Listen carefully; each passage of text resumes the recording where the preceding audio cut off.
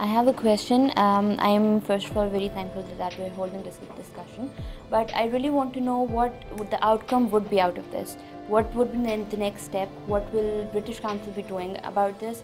And how do you think would we be getting to a positive result? Why don't you say a bit about your study and also what you're going to do about it? What we're going to do about it next, and the next generation report, which you're referring to, I think took us by surprise, but by the impact it created both within Pakistan and internationally. So that was great, and we were delighted, obviously. We were delighted particularly because it has already initiated a debate about the future. The government here has reacted very positively. It said some fairly hard-hitting things, but it ends on a positive note about the opportunity presented by tomorrow's youth, the demographic dividend in Pakistan. And I think they've taken that on board. And so we've been approached by the Ministry of Planning to work with them on a high-level seminar with the Minister of Planning, Minister of Youth and other senior ministers from the Cabinet on a seminar which will be held hopefully before the end of January. And that will help us to initiate a policy dialogue with the government over the next few months. So it's an important strand of our programme, Active Citizens, which works with youth in the communities. The policy dialogue strand is part of that, and we're also, the Secretary of State referred to the Education Task Force. That's also looking at education policy and how you can, the delivery of education policy in Pakistan. So I think what we will be looking at is more closely looking at youth policy and how that can be delivered in Pakistan. Okay? Next question, Dana. Yes, I actually wanted to discuss that we are all talking about the future here, but nobody is trying to point out the most harrowing threat that we are facing, that is the environmental degradation leading to the climatic change. So how do we address this issue? Because we have to sustain the future of our next generations. As the title says, it is the next generation, so you have to secure the future of the next generation. I think that's really, really important. Just to add, Pakistan is of course going to be one of the worst hit countries. It's by the climate sixth change, most yet the affected least country. Responsible. One of the... So it is the sixth most affected country in climatic change. You see, this is... I mean, it's interesting how much time have I spent talking about climate change in my 6 visits to Pakistan compared to economy, terrorism, etc. Relatively small. And obviously I'm not the Minister for Climate Change, but I used to be. But it's the Minister against climate change rather than for climate change.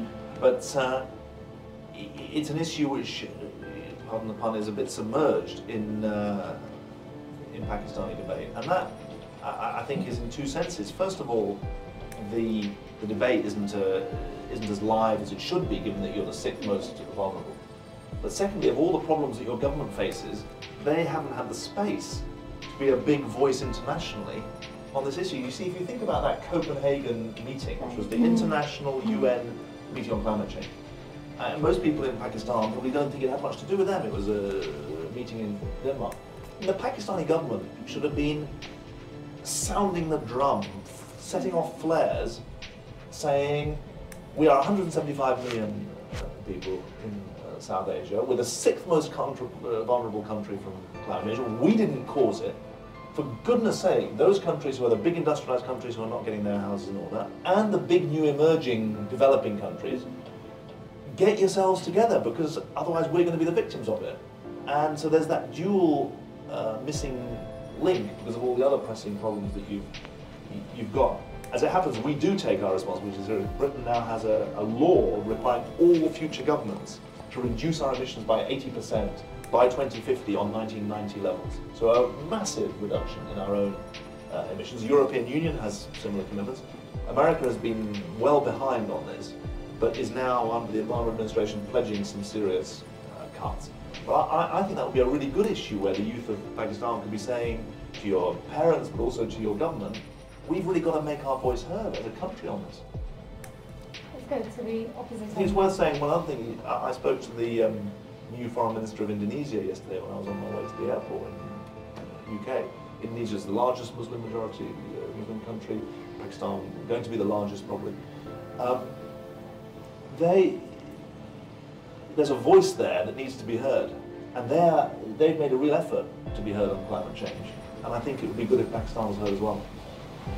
Sir, I would like to ask you, how can you expect the educational policies of Pakistan to be successful when they are directly related to the economic policies and those policies are governed by the foreign institutions? Well, in some ways, I know what you mean by, do you mean that the foreign institutions govern your economic policy because of the IMF program? I mean, the IMF program was something that the government of Pakistan asked for, because it was short of money. And what the IMF, the International Monetary Fund, says was, look, we'll give you a lot of money, I think £6.7 billion or $7.6 million, maybe I get it, but a lot of money. But we can only give it to you if you stabilise your economy in a way that gets inflation down, otherwise the money is not going to be worth what it needs to be. And that involves some quite difficult things in terms of the way the budget is organised, in terms of fuel prices and other things, interest rates.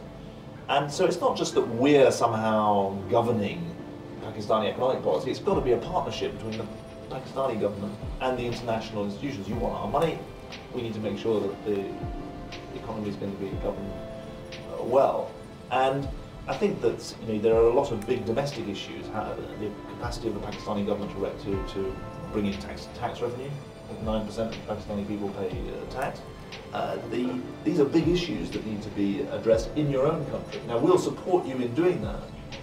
But when it comes to education, the truth is that in the end, your education policy will drive your economy rather than your economy driving your education. And while you've got 70% of people not going to secondary school, it's going to be very hard to develop a competitive economy of the future. And I think that education spending is about 2% of national income, and it needs to go up. It needs to be well spent. There's no point in spending money if the teachers aren't in the schools, or the schools aren't built, or the computers aren't available, or the textbooks aren't available. As far as democracy is concerned, it's not just democracy a label that needs to come to a country, it's institutions and develop those, and obviously spending the budgets in the right way. What can Pakistan learn from the United Kingdom, and how can the United Kingdom help your counterparts in Pakistan perhaps? Well, I'm not sure our democracy is in the greatest repute at the moment, so we've got to be slightly careful in... democracy is being challenged in all countries, actually, not in the same way as in your country, where you have this swing between civilian government and military government. We don't have that in Britain, but there's a lot of people who feel that their democracy is out of touch, who feel that their politics is too centralised, who feel that the public interest isn't clear enough. So there are some echoes there with your debate. I think that the strongest parts of our country are its institutions. Next week I'm going to be speaking at the 350th anniversary of the Royal Society, which is a society in respect of science. That's a strong institution which is independent of government. The institutions like the National Health Service or the BBC are quasi-public institutions, but they don't really, they have an integrity of their own. The judiciary has an integrity of its own. That's why I mean earlier when I said you've got to build institutions, not just build up institutions, not build up individuals. But is Pakistan doing enough of that? Well, it's not for me to give sort of marks out of 10 as a sort of teacher on these things, or a grader on these things. Any country would say you've always got to do better. You've always got to try and do better. And this is a country that's had the pendulum swing between military and civilian rule, and that's got in the way of the development of sustainable institutions in civil society. But the universities that you go to, those are important institutions. I mean, your armed forces obviously are an important institution in society which is there to serve the government and people, not to command them.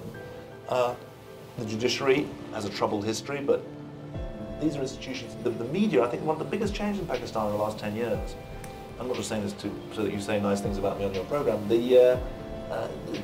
One of the biggest changes in the last 10 years has been the development of the media. I've just done a press conference with the Foreign Minister.